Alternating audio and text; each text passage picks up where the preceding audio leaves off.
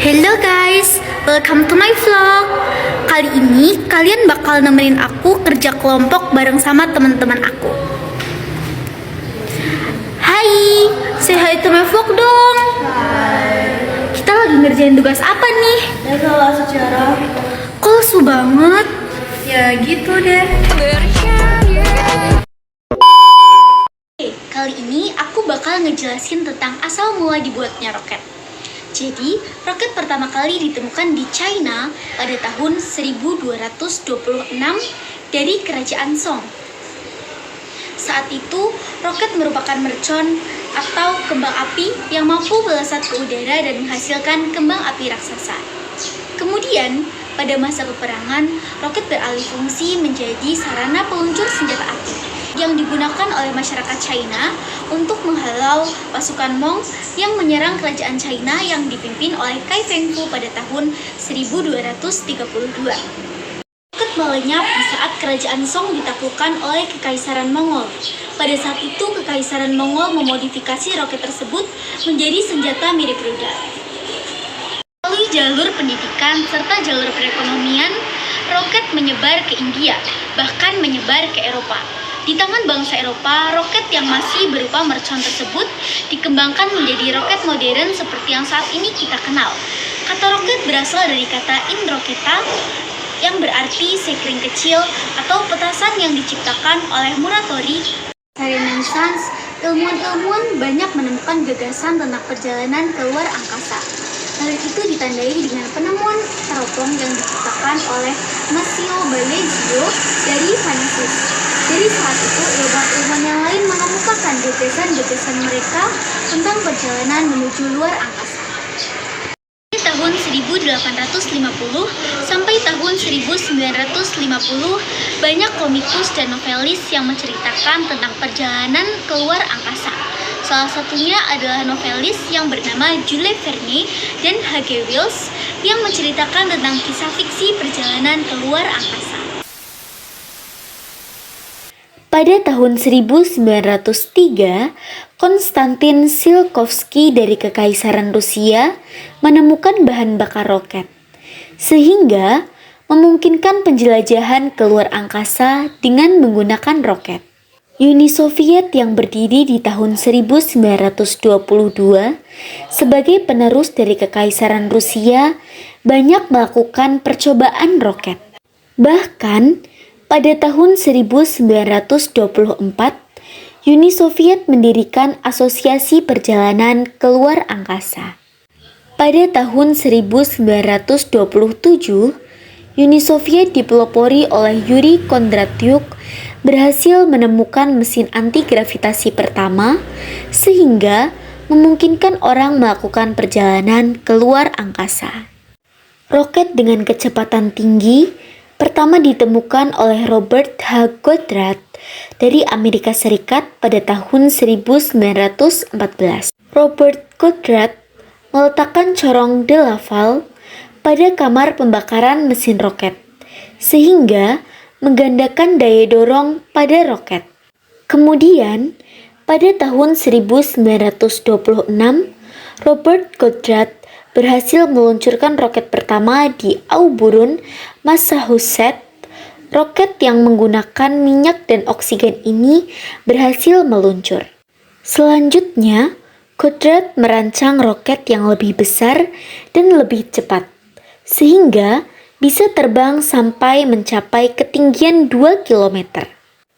Sementara itu, Uni Soviet baru berhasil meluncurkan roket dengan kecepatan tertinggi pada tahun 1933. Sementara itu di Jerman, pada tahun 1929, Hermann Oerbach membuat roket untuk anak kecil yang berbentuk mainan. Baru pada tahun 1931, Republik Weimar, tempat asal Oerbach, berhasil membuat roket militer pertama. Di tangan bangsa Jerman, teknologi roket mengalami perkembangan pesat. Tokoh yang berjasa menemukan teknologi roket di Jerman adalah Wernher von Braun. ilmuwan Jerman yang direkrut Hitler untuk mengembangkan misi V2, yaitu Vergelstrangwaffe, sebuah peluru kendali dengan teknologi roket dalam masa Perang Dunia II. Hermann Oerbach dan Werner von Braun juga merintis mengembangkan roket sebagai wahana pembawa muatan yang kemudian menjadi cikal bakal munculnya roket modern. Pada tahun 1942, Jerman membuat roket pertama yang berhasil meluncur sampai pada ketinggian 100 km. Setelah Jerman berhasil dikalahkan oleh sekutu pada Perang Dunia II, maka semua penemuan roket Jerman jatuh ke tangan Amerika Serikat dan Uni Soviet. Pelopor teknologi roket Jerman yang bernama Wernher von Braun pindah ke Amerika Serikat untuk membantu pengembangan teknologi roket untuk kepentingan penerbangan antariksa di Amerika. Akibatnya dari kejadian tersebut, dua negara mengalami perkembangan teknologi yang semakin pesat. Pada tahun 1946, Amerika Serikat untuk pertama kalinya berhasil membuat peta bumi keluar angkasa dengan menggunakan peninggalan roket Jerman. Selanjutnya, pada tahun 1947, Amerika Serikat mengirim roket pertama kali ke luar angkasa yang berisi lalat. Tahun 1950, baik Amerika Serikat maupun Uni Soviet mengembangkan peluru kendali dan terjadi persaingan besar-besaran antara Amerika Serikat dan Uni Soviet dalam mengembangkan eksplorasi luar angkasa.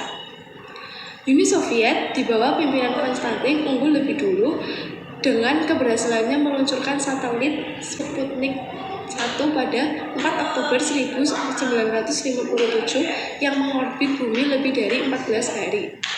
Keberhasilan peluncuran satelit ini disusul dengan peluncuran roket yang membawa Sputnik 2 yang merupakan wahana ruang angkasa berawak. Selanjutnya disusul oleh Amerika yang meluncurkan satelit pertama yang diberi nama Explorer 1 pada 31 Januari 1958. Di sini aku bakal ngejelasin tentang perkembangan teknologi luar angkasa. Kalian tahu nggak sih perkembangan teknologi luar angkasa itu terjadi ketika Perang Dingin loh. Waktu itu terjadi persaingan penyebaran ideologi antara blok barat dengan blok timur setelah Perang Dunia Kedua hingga tahun 1990-an. Terjadi persaingan ketat antara Amerika Serikat dengan Uni Soviet untuk menjelajahi luar angkasa guna mengetahui siapa negara yang paling hebat.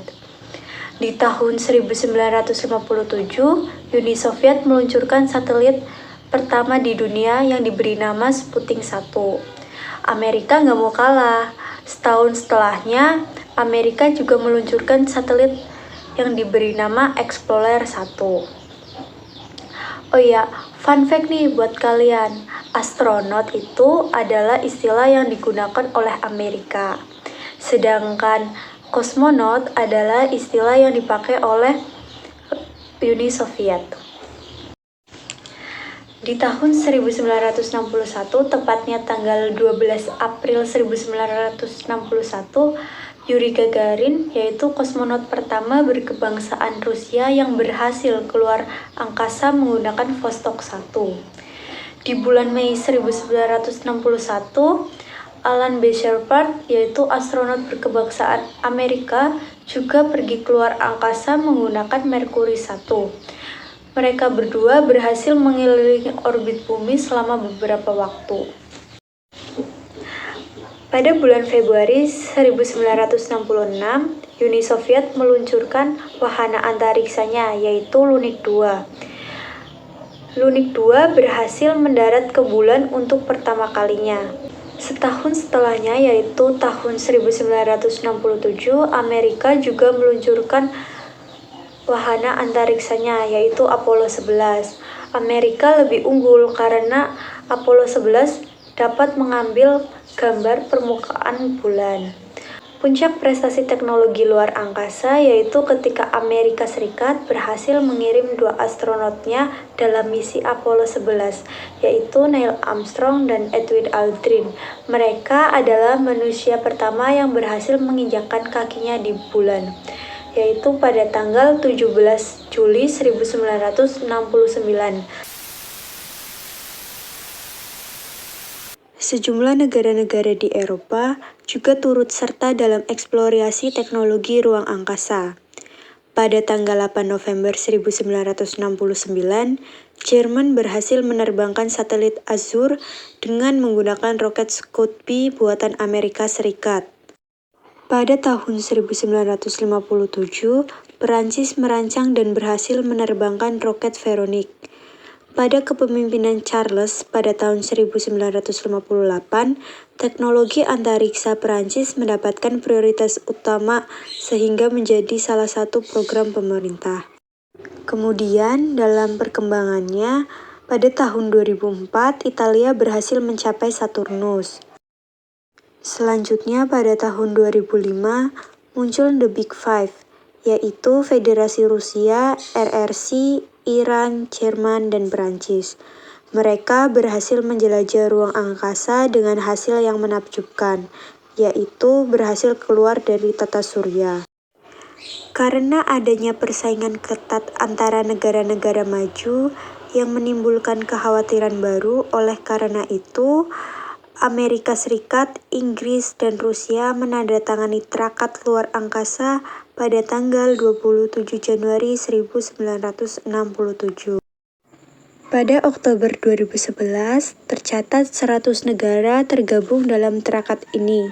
Sementara itu, 26 negara lainnya belum meratifikasi. Menurut traktat tersebut, luar angkasa dan seluruh benda angkasa adalah warisan bersama umat manusia. Oleh karena itu, harus dipergunakan dan dimanfaatkan untuk kebaikan seluruh umat manusia.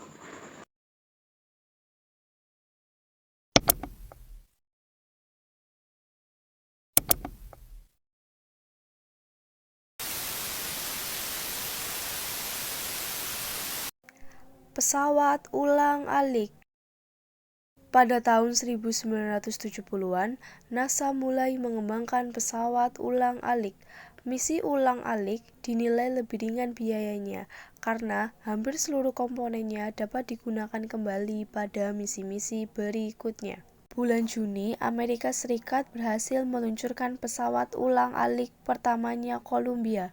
Dengan digunakannya teknologi ulang-alik, terbuka kesempatan untuk meluncurkan misi berawak dengan frekuensi yang lebih sering dengan pembiayaan yang lebih kecil. 28 Februari 1986, pesawat ulang-alik Challenger meledak saat peluncuran dan menewaskan ketujuh awaknya. Peristiwa ini membuat NASA merestrukturisasi kembali program ulang-aliknya, khususnya terkait dengan keamanan. Tetapi, teknologi ulang-alik tidak banyak berubah selama lebih dari 20 tahun sejak pertama kali digunakan. 1 Februari 2003, kecelakaan kembali terjadi menimpa pesawat ulang-alik Columbia. Pesawat tersebut meledak di udara sesaat setelah memasuki atmosfer bumi dalam proses pendaratan. Akibat dari kecelakaan ini, program luar angkasa Amerika Serikat dibekukan, sambil mengkaji kembali berbagai faktor dalam penerbangan ulang-alik. Setelah kecelakaan pesawat Challenger dan Columbia, Amerika Serikat masih memiliki 3 pesawat ulang-alik lain, yaitu Discovery, Atlantis, dan Endeavour.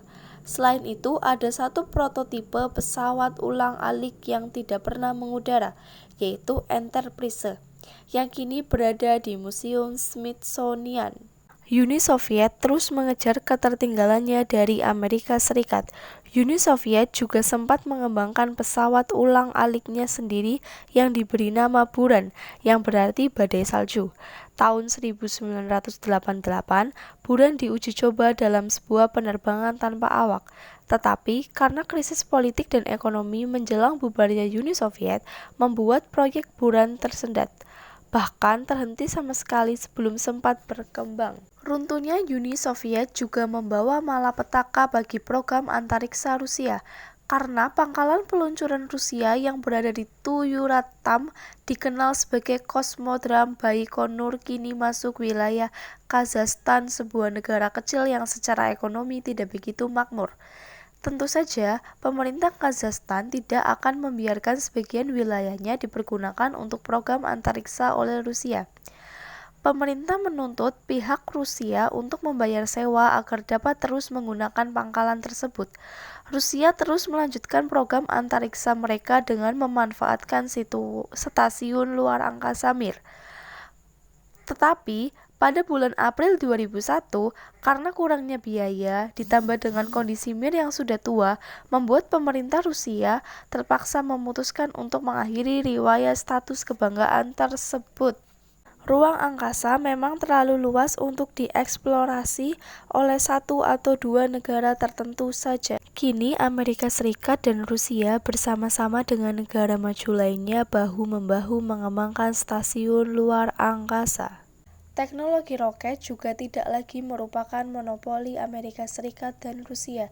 Beberapa negara seperti Jepang, India, China, dan Uni Eropa juga telah berhasil mengembangkan teknologi roketnya masing-masing. Setelah kita mendengar penjelasan tentang perkembangan teknologi luar angkasa dari teman-temanku, di sini aku juga bakal jelasin ke kalian tentang dampak dari perkembangan teknologi luar angkasa itu sendiri. Jadi, pastinya di setiap perkembangan teknologi itu bakal ada dampak positif dan negatifnya bagi kehidupan manusia kan. Nah, dampak positif dari perkembangan teknologi ruang angkasa yaitu bertambahnya ilmu pengetahuan dan teknologi luar angkasa.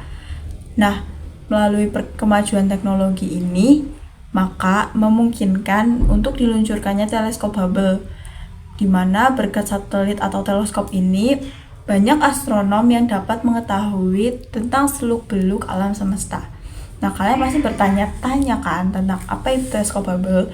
Jadi, teleskop Hubble adalah teleskop luar angkasa yang diluncurkan ke orbit bumi pada tahun 1990 dan masih beroperasi sampai saat ini. Teleskop ini bukanlah teleskop luar angkasa pertama, namun merupakan salah satu yang terbesar dan paling banyak manfaatnya. Teleskop Hubble terkenal sebagai alat penelitian yang sangat penting dan sebuah penemuan yang sangat bermanfaat bagi para astronom. Nah, selain teleskop Hubble, ada juga berbagai macam satelit yang diluncurkan ke ruang angkasa. Antara lain, satelit yang pertama itu ada satelit komunikasi, sebuah satelit buatan yang ditempatkan di ruang angkasa dengan tujuan telekomunikasi. Terus yang kedua ada teleskop pengamat bumi. Nah, sesuai namanya, teleskop ini tuh dirancang khusus untuk mengamati bumi dari orbit dan berfungsi untuk pengamatan lingkungan, meteorologi, dan pembuatan peta. Terus yang ketiga ada satelit navigasi, di mana satelit ini tuh menggunakan sinyal radio yang disalurkan ke penerima di permukaan tanah untuk menentukan lokasi di sebuah titik di permukaan bumi. Contoh dari satelit ini yang paling populer tuh ada GPS dari Amerika dan GLONASS dari Rusia. Terus yang terakhir ada satelit cuaca, di mana satelit ini digunakan untuk mengamati cuaca dan iklim bumi. Contoh atau satelit cuaca pertama yang diluncurkan ke ruang angkasa yaitu satelit milik NASA yang diterbangkan pada tahun 1960 dan diberi nama TIROS 1. Gitu deh dampak positif dari teknologi ruang angkasa. Sekarang kita move yuk ke dampak negatif dari teknologi ruang angkasa. Nah, pada perkembangan teknologi ruang angkasa tuh terdapat beberapa dampak negatif yang perlu diperhatikan. Yang pertama itu ada peningkatan sampah antariksa. Penerbangan antariksa menghasilkan banyak sampah seperti pecahan roket, satelit yang tidak aktif, dan bagian-bagian pesawat luar angkasa. Sampah-sampah ini dapat menjadi potensi bahaya bagi pesawat luar angkasa dan satelit yang masih aktif. Terus yang kedua ada pemanasan global. Proses peluncuran roket dan penggunaan bahan bakar berkekuatan tinggi menghasilkan emisi gas rumah kaca seperti karbon dioksida. Hal ini dapat berkontribusi terhadap pemanasan global dan perubahan iklim. Oke, sekian dari aku. Terima kasih. Bye.